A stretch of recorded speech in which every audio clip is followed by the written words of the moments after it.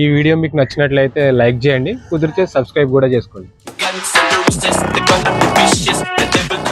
ఆయేష హౌస్లోకి రావడమే Bharani, తనుజని and love బర్డ్స్ని target చేసింది. ఆమె టార్గెట్ చేయడానికి మెయిన్ రీజన్ ఏంటంటే, రేపు పొద్దున తనుజతో కానీ రీతుతో కానీ గేమ్స్ పడ్డప్పుడు ఇటు భరణి కానీ అటు డిమాండ్ పవన్ ఉంటే వాళ్ళకి సపోర్ట్ చేసి ఈమెకి ఉన్న ఆపర్చునిటీ ఎక్కడ మిస్ అవుతుంది అని చెప్పి రావడమే తనుజని నామినేట్ చేస్తూ నువ్వు బాండింగ్స్ ఎక్కువ పెట్టుకుంటున్నావు, అందుకే సర్వైవ్ అవుతున్నావు అని చెప్పి ఆమె నామినేట్ చేసింది.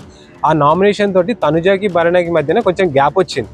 అండ్ ఇటు వచ్చి డిమాండ్ పవన్తో కొంచెం డాన్స్లో అది ఇది ఆడి ఈమెతో క్లోజ్ అయ్యి రీతు మీద నువ్వు రీతుతో ఉండడం వల్లనే నీ గేమ్ కనిపించట్లేదు, నువ్వు చాలా బ్యాక్ అయిపోతున్నావు, నిన్ను పట్టుకొని ఆమె చాలా ఫ్రంట్కి వెళ్తుందని చెప్పి ఇక్కడ డిమాండ్ పవన్కి ఎక్కించి చెప్పడం అయితే జరుగుతుంది.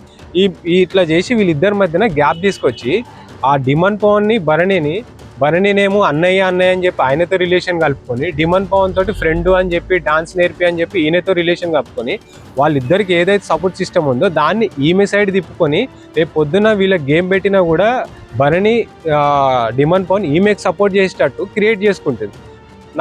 నా ఎపిసోడ్ చూస్తే ఇదైతే క్లియర్ కట్గా నాకు అనిపించిన ఒపీనియన్. మీ ఒపీనియన్ అంటే కామెంట్ చేయండి.